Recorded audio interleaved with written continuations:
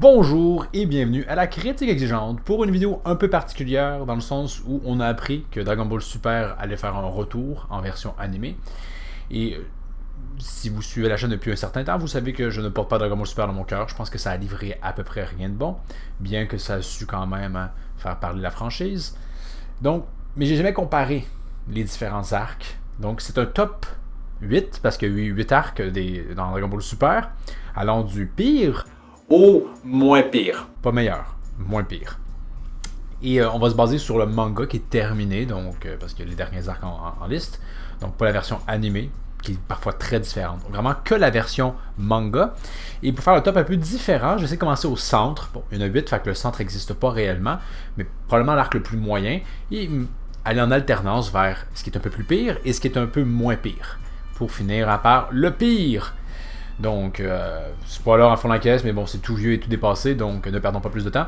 Donc, au centre de tout ça, presque, je dirais que c'est le tournoi du pouvoir, qui est très différent quand même de sa version dans l'anime. C'est raccourci, et malheureusement, dans l'anime, il y avait parfois des moments d'excellence qui sont pas tant présents ici, mais globalement, tout n'était pas acheté à la poubelle.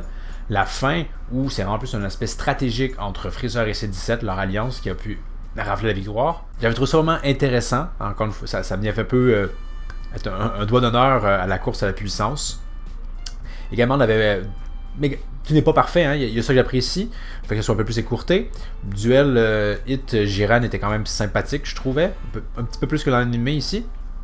Mais c'est pas sans défaut, hein. Il y a les délires de Tortue Géniale qui affrontent Jiren, Gohan qui brise sans briller, hein, comme salut, je suis rendu fort, mais vous verrez pas mon combat et je suis vaincu. Donc c'était pas parfait, hein, ça c'est sûr. Mais globalement, c'est un arc moyen. J'accepterais de le relire, ça me dérangerait pas. Donc, si on va vers un arc qui est un peu meilleur, donc ou moins pire, j'irai avec l'arc surprenamment, l'arc Black. Je vous dis ça et j'en reviens pas. En fait, j'ai beau avoir pratiqué, je n'en reviens pas. L'arc Black, je l'ai tellement détesté dans l'anime, c'était mauvais. Mais dans le manga, c'était le moment où Toyotarou allait démontrer est-ce qu'il va corriger les problèmes de l'anime. Et ça rend pas cet arc-là parfait, même pas proche, d'être ne serait-ce qu'à mon avis que bon. Mais quand même, il y a beaucoup d'incohérences qui ont été corrigées, notamment la fusion des Potala qui est pas permanente non plus pour Zamasu, vu que Goku, dans le corps de Black Goku n'est pas un Kaioshin, etc. Trunks qui n'a pas son Super Saiyan Rage, donc à la place, hein, il est actif mais d'une autre façon. Et il y a quelques à mon avis, il y a probablement l'un des moments de fulgurance le plus fort dans tout le manga confondu, c'est quand Goku utilise le Hakai contre Zamasu. C'était intéressant, vraiment comme, ben oui, ça a du sens. Pas que ça revienne jamais plus tard, alors que ça pourrait être pratique, mais quand même, je trouvais que ça faisait que l'énergie de la destruction, enfin son lore, on se l'appropriait un peu plus. Mais quand même, il y a tout le délire de Rosé qui demeure présent, que Vegeta la ramasse, mais finalement, alors qu'il ne devrait pas être si elle la ramasse que ça face à un Goku qui n'a pas l'expérience, etc. Donc c'est pas parfait, mais est-ce que ça corrigeait les nombreuses lacunes que la version animée avait? Oui, et je ne peux pas ne pas le saluer. Si on va mettre dans un arc qui est pire, donc celui du centre que je vous ai nommé, hein, on va aller avec l'arc Moro. Cet arc-là, ça commençait bien, hein, avec la prémisse de comme mon adversaire peut-être qu'il va être différent de ce qu'on est habitué de voir. C'est un magicien, donc ce ne sera pas juste la force brute, pour qu'éventuellement Moro devienne un ersatz de sel et abandonne son côté magique. Donc déjà, il y a ça, hein. Et tous les niveaux de Goku qui maîtrise pas les trois instants, c'est lourd, et il se réentraîne pour mieux le maîtriser, mais toujours pas, alors que le tournoi précédent, c'était quand même presque dans la poche. Il y a tous les paradoxes de puissance qui fonctionnent à peu près pas, Boo qui est pertinent, qui peut pas se faire son énergie, pourquoi, etc. Nos héros qui sont leur énergie, alors qu'ils devraient s'en rendre compte. Il y a le fameux troisième souhait, qui était une insulte à l'intelligence. Donc, il y avait peut-être quelques panels qui étaient intéressants, mais globalement, c'était pas folle à sombre. Le personnage de Merus, qui aurait pu être intéressant, mais je trouvais qu'à la fin, le fait qu'il soit pas vraiment mort, ben ok, ça aurait pu être mieux exploité. C'est un arc qui avait du potentiel. D'ailleurs, on peut soulever le fait que le bon côté des choses, si on veut, je pense que c'est 73. Son chara-design, encore une fois, c'est un ersatz de sel, ça va arriver souvent, là, mais au moins sa capacité était intéressante, je trouvais. On allait plus vers une gimmick de pouvoir, et ça a permis de mettre en valeur certains personnages, Piccolo, Gohan. En fait, même C17, C18 sont un petit peu mis en valeur dans ça, donc l'arc n'est pas complètement acheté à la poubelle, mais globalement, les défauts sont assez majeurs. Ensuite, si on retourne dans l'autre sens, donc un arc qui est un peu meilleur que l'arc de Black, j'irais avec l'arc de Beerus, si je ne dis pas de bêtises. Donc, l'arc de Beerus est court. Le Super Saiyan God, c'est nul. On se cachera pas. Mais on ne peut pas, même je pense ceux qui n'aiment pas Dragon Ball Super comme moi, dire que le personnage de Beerus n'est pas une réussite. C'est vraiment l'un des rares nouveaux personnages qui je trouve fonctionne bien, qui a un chara-design original. Rappelons les ersatz de sel. Il y a une personnalité. Whis aussi est dans le lot, donc c'est quand même louable, c'est appréciable.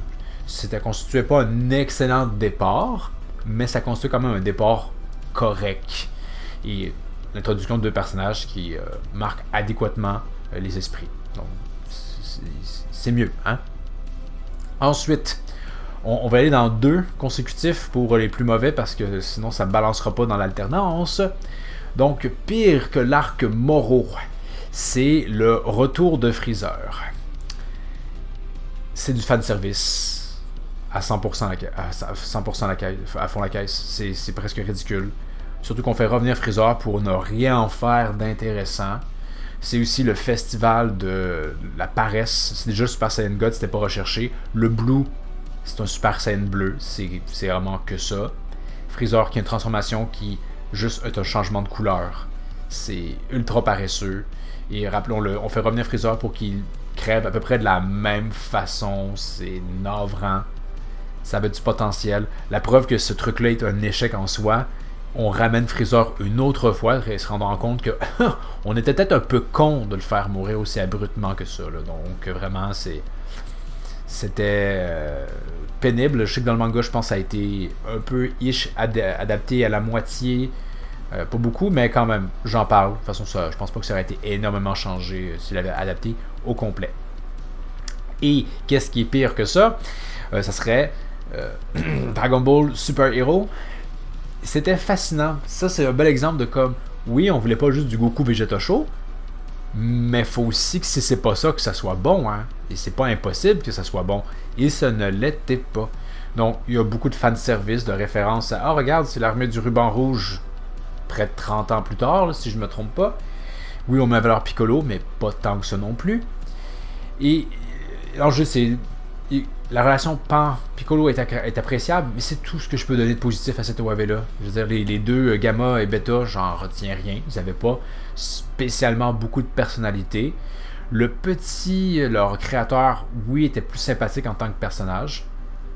En plus, dans la version manga, puis c'est celle-là dont on parle, toute la prémisse de Trunk et Mai, c'était pas spécialement enlevant, ni spécialement pénible. C'était juste comme... Bon, ben je l'ai lu, mais je ne le relirai jamais plus. Comme si, je sais pas, ça repompait un petit peu le truc avec Gohan, qui j'avais l'impression était plus court et un peu plus intéressant, alors que justement là, ça repompe, donc ça n'a même pas de fraîcheur à ce niveau-là. Il faut aussi bien évidemment parler de Cell Max, qui est comme l'un des méchants les plus ratés, je trouve, de tout Dragon Ball. Chara-design pas recherché, il n'a pas de personnalité, et voilà. Qu'est-ce qu'on retiendrait de lui vraiment? À peu près rien.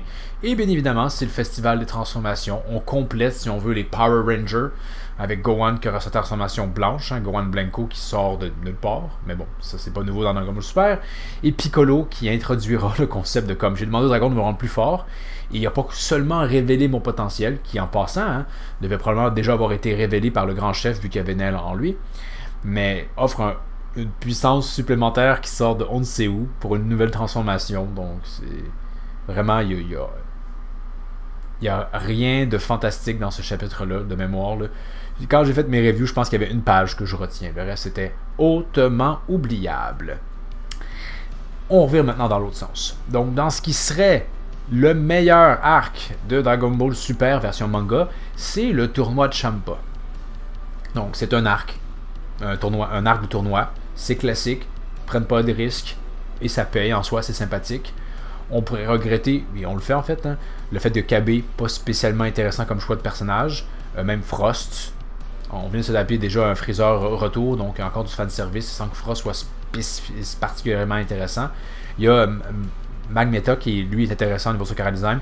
L'autre, j'ai déjà oublié son nom, je m'excuse, mais l'ourson, on avait déjà vu un peu cette gimmick-là, mais c'est quand même sympathique. It, malgré son design qui est un ersatz de sel, un pouvoir sympathique. Donc, dans l'ensemble, on a quelque chose d'intéressant. Ça a été l'occasion pour Piccolo de briller un peu. On aurait aimé peut-être que d'autres personnages brillent un peu plus. Boo aurait pu participer, ou même Gohan. Mais quand même, c'était bien. Le combat Hit Goku, malheureusement, on n'a pas le Kaioken Blue qui était tellement incroyable dans l'anime. Mais quand même, c'est sympathique. Puis à la fin, le côté avec Monaka, il y a un petit aspect humoristique qui fait bien plaisir. Donc, c'est honnêtement le moins pire des arcs. J'oserais presque m'aventurer et me dire que ça pourrait être bon. Presque.